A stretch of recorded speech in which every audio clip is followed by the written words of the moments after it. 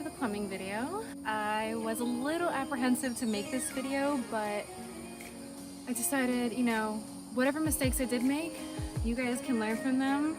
I think that's why I was just like, I don't know if I want to show you, but overall everything works. It's great. I'm very happy with it. I just know where all of the mistakes that I did make are, but hopefully, yeah, you guys can learn from this, and let's get into it. I will go over the system and how we set everything up. Water inlet, vent hose. Vent hose is connected up here.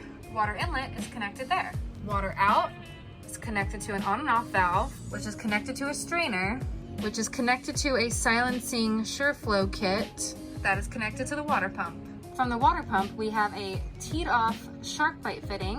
One goes to the sink and one goes to the water heater. So the teed off going to the water heater runs in the dead space area underneath our kitchen counter. And then it runs, you can see the opening there for the hatch. And then from there we have it teed off again here. And then it tees off again to go to the shower and to the water heater inlet. The teed off piece here comes to the outdoor shower. Then from the water heater, we have it teed off again and again going to the shower. Teed off again here, again going to the outdoor shower. And this teed off piece goes to the sink. Everyone seems to do their plumbing just a little bit differently, and you do not take mine as a tutorial or a how-to. It is not. It's what made sense in my head at the time and for our needs. For instance, I'm sure you saw the water filter, and that we're only running with the cold water, and that made sense to me because we're only going to be drinking cold water. I don't need all my water filtered, the water going to the shower, to the outdoor shower. We're going to be using a Camco blue filter to just filter everything that's coming in regardless. So the extra filter is just for drinking. And yeah, now I'm going to show you the shower portion. So the teed off pieces that you saw going from the water heater in the outdoor shower area run up into our closet. Basically, we have the hatch right over here. The plumbing runs underneath, comes back up here. I have two more on and off valves. Again, if you have to replace the shower head, it makes sense to put them there. And I have these shark bite 1/2 inch female 2-PEX pieces. And this is where the issue is, because a lot of the RV appliances are plastic, and when these plastic threaded pieces are very sensitive and they will start to tear when you thread these on. So my advice is to use plastic. Good morning. I just got off of work and I have to work again tonight, but I like to get a little bit of work done when I wake up, and today I would really like to try to finish the plumbing. What I had discussed with you before, where the brass shark bite fittings were not working on the plastic male threaded pieces of the showers. That's what I'm going to be working on. So I'm going to get the crimping tool and the crimpers. I have these swivel plastic pieces already, and we'll see if that works. So it's really not that busy here right now. I'm gonna just kind of get in and out really quick.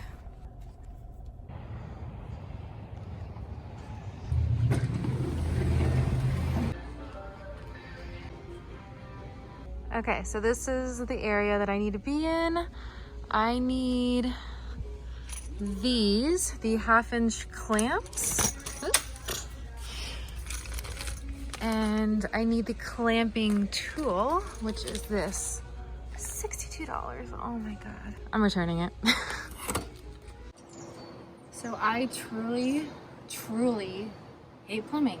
It is the worst. I literally just had a geyser coming out of the shower spout, and I don't understand why. I updated the plumbing at the outdoor shower, and I installed these crimp rings, and it's not coming from there. It's coming from the threaded male side. So I'm wondering if the thread around the outdoor shower is just toast from the brass fitting, or if it wasn't screwed on all the way. way. Like, I was screwing it on. What I should have done is put another on and off switch coming to the outdoor shower to cut it off, because I have one by the water tank. It would have just been a good idea to do this.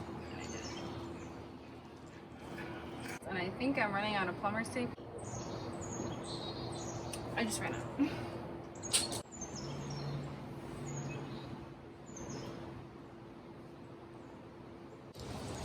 I'm afraid to turn this back.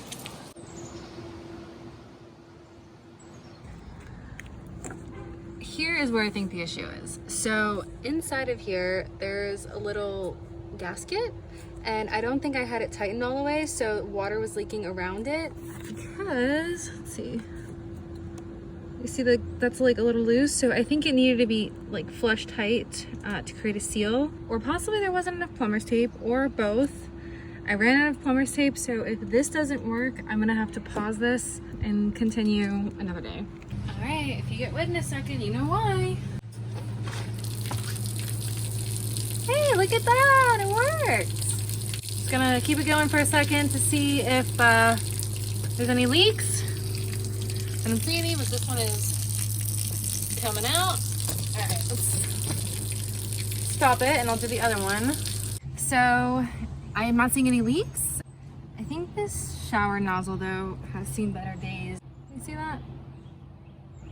Well, that can happen. I am actually, like I said, I think I should have put a on and off switch to this shower, because we're not always going to be using it, and I don't need water running to this and having some part of this leak. Oh, there you go. There's that. Okay, so yeah, let's. Oh, that is leaking. And I just tightened up the shower pieces as well with the wrench, so I'm going to open. I don't know if you heard that. All right, let's do the other one. Oh, this one goes down. I don't see a leak. That's very exciting. Okay, now I do have the gray water plumbed, but I haven't caulked around the drain, so I'm not gonna spray it in there. I'm gonna spray it out here. I'm gonna do my cold first.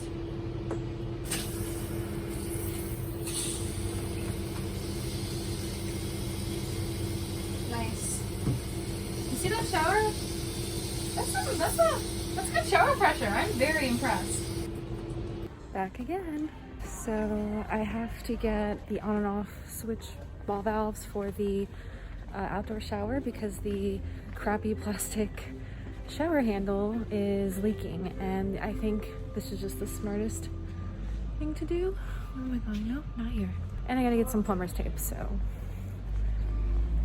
here we are. Okay, I'm looking for the barbed end shark bite on and off valves. So, haha, I think that's what I need.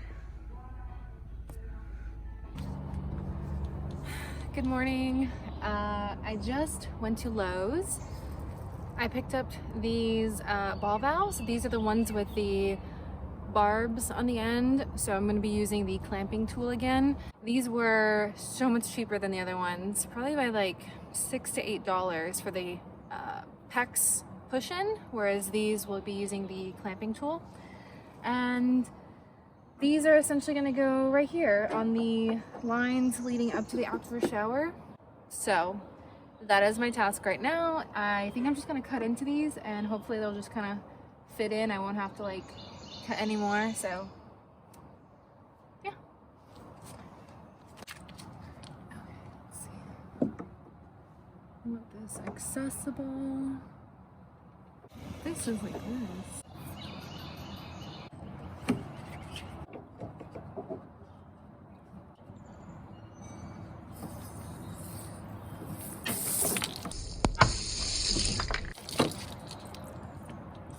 I should have known that was going to happen. At least I got that on camera. So with this, you basically, I'm doing it wrong, you put your little clamping piece on like so, and then you stick in the barbed end like so, and then you take your tool and it just kind of clamps on there, and you just clamp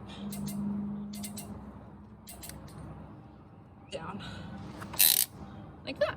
That's what it looks like. There we go. So that's what it looks like inside. It's just this little hole that kind of locks down, and then it compresses like so. It's on the off position right now. I'm gonna go test the water lines and let water run through and see that there are no leaks, and then I will do the cold line. Let's test it.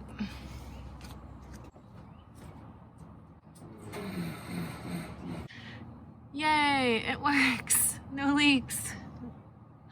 That's fantastic. There we go.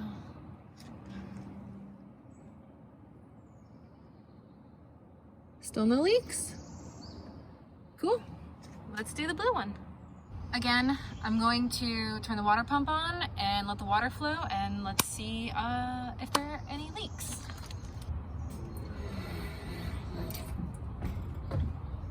Okay, looks good. Let's turn that on. Turn that on. I am not seeing anything. Ooh, wait. I don't know if you can see it. Right here, there's a little bit of water coming out of there. I'm gonna tighten this down a little bit more. This one seems fine. It could have been that I don't have enough plumber's tape on here, but I think I do. I think it just needs to be tightened a little more. All right, I fixed this. I applied more plumber's tape and it's beautiful. No more leaks. This like foam sheath that goes around piping to insulate it. Our shower pipe, let me show you. There is the PEX going into the shower, and I don't know if I can show you. Oh, yeah, so that's it running the width of the vehicle to where the hot water heater is and where most of the other plumbing is. And I had to do it this way because the only way of running water to the shower would have meant crossing over the electrical, which I was not comfortable doing. This seemed to be the best option. It was a short run, so I'm not worried about freezing, but just for an extra precaution, I'm gonna wrap the pipe with this.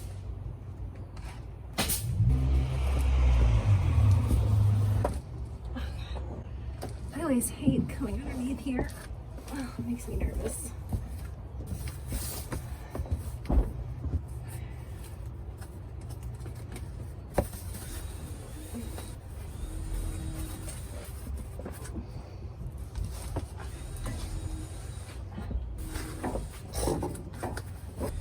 Oh, that literally just fits. Cool. I will probably wrap this with some zip ties to get it to stay a lot better. Woo, it is hot in Florida.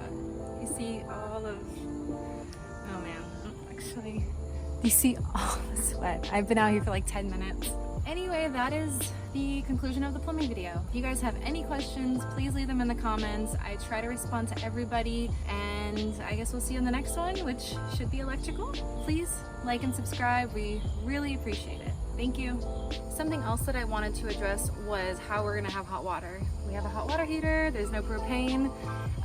So we have this little 1 pound adapter that we will be using for the 1 pound propane tanks. We were really trying to avoid propane, but a electric hot water heater is just out of the question, out of our budget, with having to get an inverter and the battery power for it. So we're gonna try to just deal with the room temp cold showers that we have, but you know, for those few times that we want luxury, maybe to wash our face or whatever the case may be, a hot shower, we have this little adapter for the 1 pound propane tanks, and it all works.